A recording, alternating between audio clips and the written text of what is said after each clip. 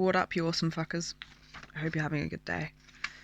I have recovered today very well from a rough start in the morning to managing to self-care, self-soothe, and kind of come back to a pretty regulated, kind of chill vibe by the end of it. Very proud of that. Very good. While I was journaling, there were some takeaways that I thought were especially useful that I'm gonna wanna watch back and maybe journal more about. And I want them kind of condensed to one video rather than interspersed between other topics in the actual timeline of which they happened, which is what happened in the video I've just recorded, because that's just how it came out. So it's just how it got recorded. But this one, I'm going to specifically just focus on the things that I would like to review again because I thought they were very helpful. So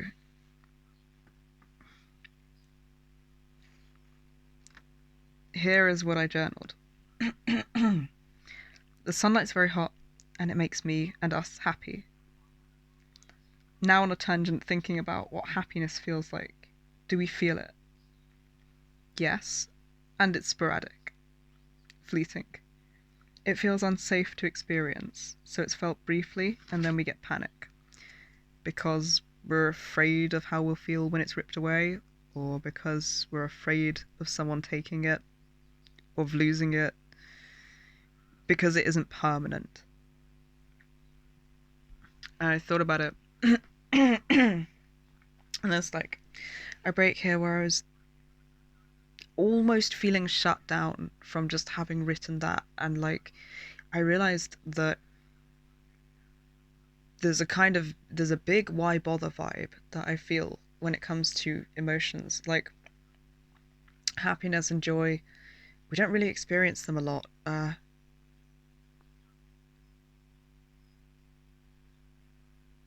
Or if we do, it's it's fleeting. I'll experience it for a few seconds, and then I'll experience panic and the feeling of this isn't safe. This is not a safe emotion to experience. Dread. Where's the dread gonna come from? What's gonna happen? Or the alternative being what's the point in feeling this? It's gonna stop. It's gonna not be here. It's gonna be taken away. And I thought it all comes down to the idea of how joy isn't a permanent feature. Like with some games, you can gain attributes and something like a good set of armor, and you can keep that attached to your character for as long as you like. That's just there. And I I feel like in a sense I try to treat some emotions like that. Because I can't just clutch and hold on to and contain joy, I can't permanently affix it to myself as an experience. A part of my mind sort of goes, what's the point in experiencing it? And it's not consciously something I do, so it's not like I intend to do this or notice doing it. But I think there's this subconsciously held belief that because it isn't permanent, there's no point in feeling it in fleeting moments because it's going to go again. So then I was wanting to combat that belief and to challenge that viewpoint in a healthy way that could maybe change it so that I could experience fleeting moments of joy wherever they come up. I'm also doing a lot of work on allowing myself to be without judgment, allowing parts of myself to be without judgment. So I kind of wrote this stream of consciousness-y, just what I felt, what I heard, what I thought of, without stopping to think about how it came across. And I like it. And this is what it was. Permanence isn't the only goal. We don't permanently exist. We only really exist now, here, in this moment, in every present moment. We ride them like waves, surfing across whatever emotions and thoughts occur here and now to stay in the here and now. Anchored by the physical sensations in our bodies, while our minds catch the flow of the winds like a sail and transport us to new locations on the horizon and or distant shores. We are fluid, not fixed. Why should permanence be the goal? When change is adventure, letting go is freedom, moving forward with the changing tides is growth. We exist, soaring and unchanged from this moment to the next, no matter who we are in each of them. We experience, we are. Being is not a fixed point, it's a journey.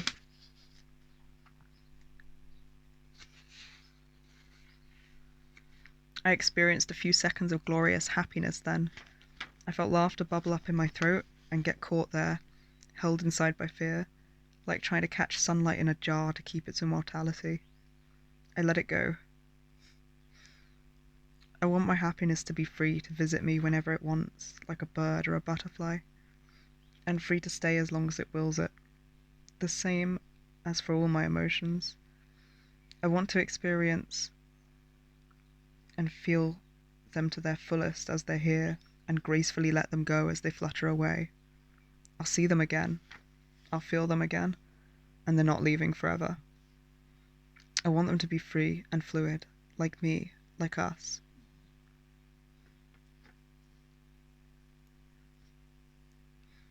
This moment is beautiful. I feel happy, I feel grief, I feel free. I'm going to practice letting go over and over again, so our happiness is free to return over and over again. And I'll practice making space for it to stay as long as it wants, just like we do for grief and rage and all of our emotions.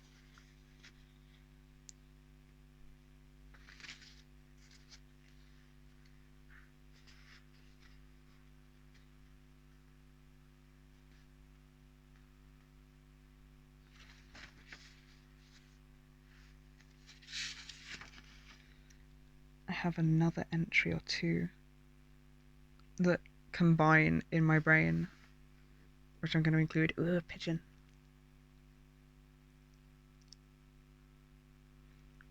It's very close by and falling off of a tree branch. It's very endearing. Where am I?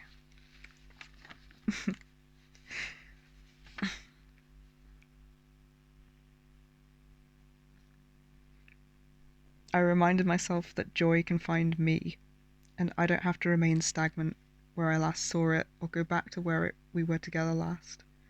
If I can't hide from rage and grief can find me wherever I am, the same must be true for joy.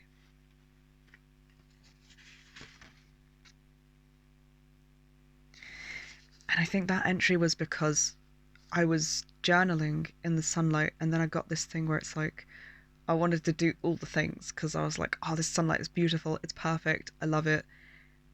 And I got the feeling of like, is this the best thing I could be doing in this moment with this sunlight? Like, I want to vlog as well. Do I have time to do both? Maybe I should stop journaling and start vlogging. And it was like this feeling, you know, of like trying to chase what will make me happiest, trying to use the moment to the most that I could use it, trying to get the most out of the sunlight and the grass and the moment, like I was trying to like fucking wring a towel of all its water or something, you know. And I was just thinking about it and thinking that it's not like I have to desperately clutch at the activities I'm doing and like I've got to find the activity that will most bring me joy. I mean, to an extent, yes, follow the activities that you're passionate about and that bring you joy, but also I think it's the way I engage with things that was bringing me joy in those moments where it happened, and trying to desperately follow it around and clutch at it as if it's a dispersing, dwindling resource that I have to hunt for, a rarity, is probably one of the things that keeps it at bay, it keeps it elusive. So that was what that entry was thinking about.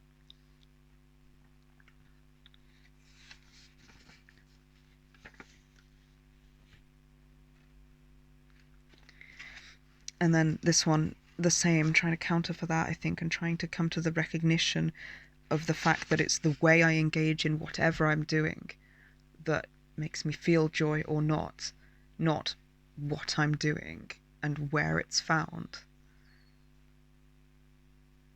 So I will keep in the present moment, in what I'm doing here and now, without worry or comparison of how it could be better spent, without the time eating, without the importance of grammar. Need a hyphen there. Much better, right? Without the time-eating fear of whether or not I'm utilizing it or enjoying it to its fullest, as much as possible. I will be here with me in the present moment, not searching frantically for joy in the next moment, action, event. And if I stay present here, now, in many moments, joy will be able to find me. How can joy ever find me if I'm not here? I'm enjoying this moment enough. What I'm doing is enough. As long as I'm fully here in whatever I'm doing, my time could never be spent better. Of course, I'm tempted to clutch at it when it's the only currency I've ever had to buy things with.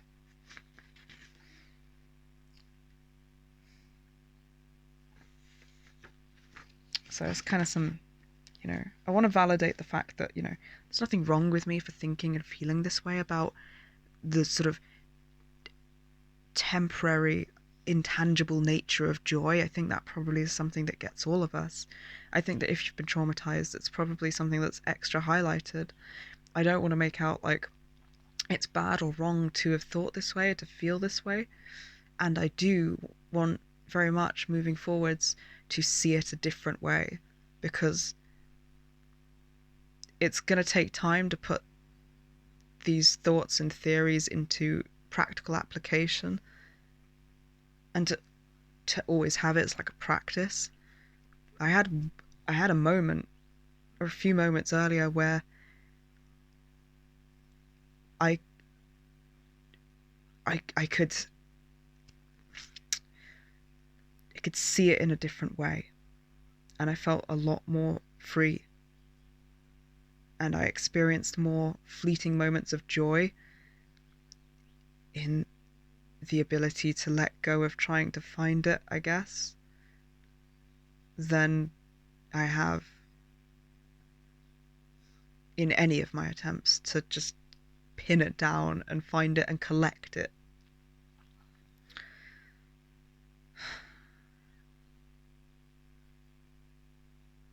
So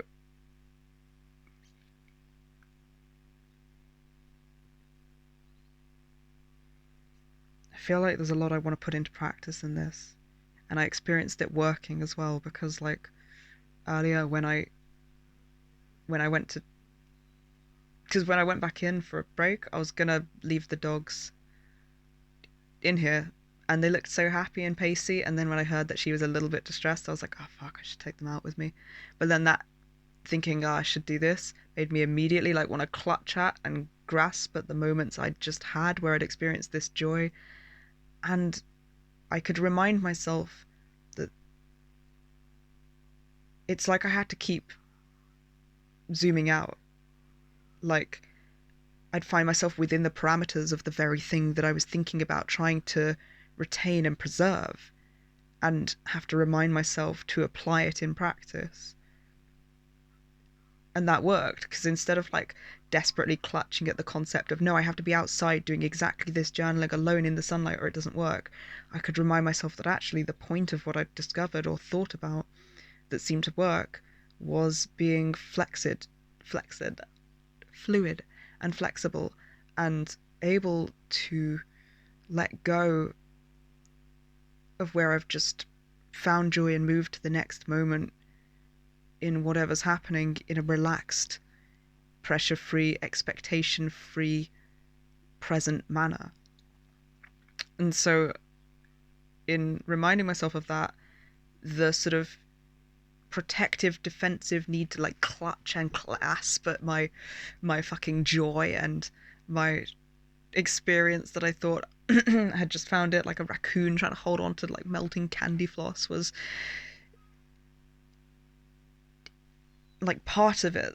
It's there. And in reminding myself of that concept, I could let go of the idea of the fact that I needed to be outside doing exactly what I'd just been doing to be happy, and embrace the fact that maybe I could take them out with me. Maybe I could be doing something different now. Maybe I don't have to like do exactly what I was just doing to find happiness and joy. Maybe it's just about seeing where I'm being taken and going there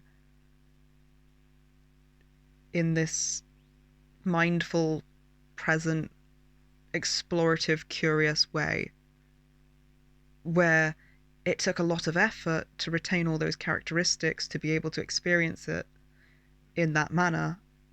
It's not like it's just how I show up and am and perceive things. It goes against quite a lot of trauma conditioning. But because of the things I'm doing, I could think, yeah, maybe I can go out with treats and we can learn to lie down while I journal and they can learn to be in the sunlight with me. And I can try and internally find a balance of knowing that they've got good cues and are responsive and keeping an eye on them and relaxing and focusing on my breathing and journaling and regulating my emotions and appreciating the fact that I'm sharing the sunlight with them and watching our environment and all of these things in this sort of balanced way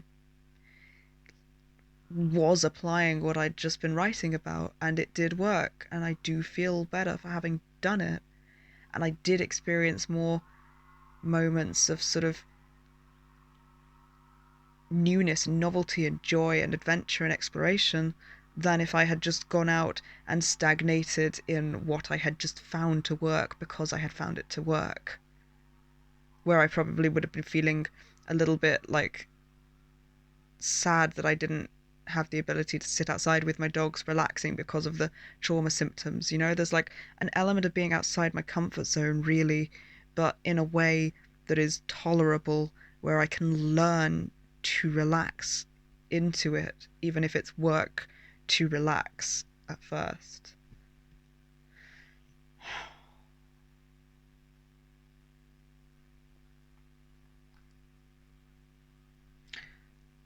Oh my god, I'm tired. That, my brain, holy shit. Hey, good dog. You're very cute. Oh, she just crawled all the way over to me. Alright. I feel good. I feel good about this. This feels helpful.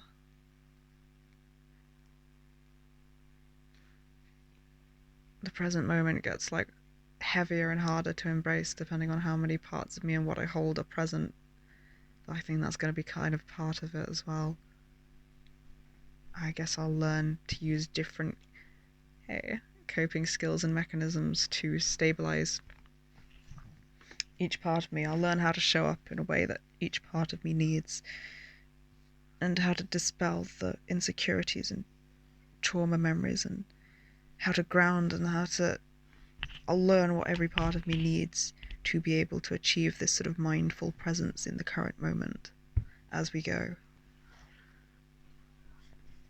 I imagine that some parts of me are going to need substantially more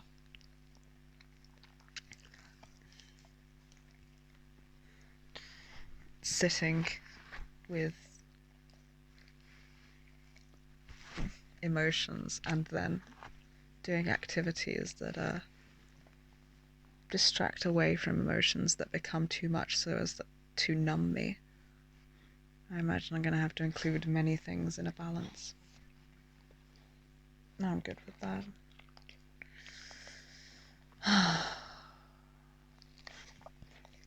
Alright. I hope you're having an amazing fucking day. I hope that your enemy is far away from you and burning. I hope that your dreams and aspirations seem totally and completely plausible and within reach. And we hope that you're cozy and comfortable. Much love. Alright, I'm stopping.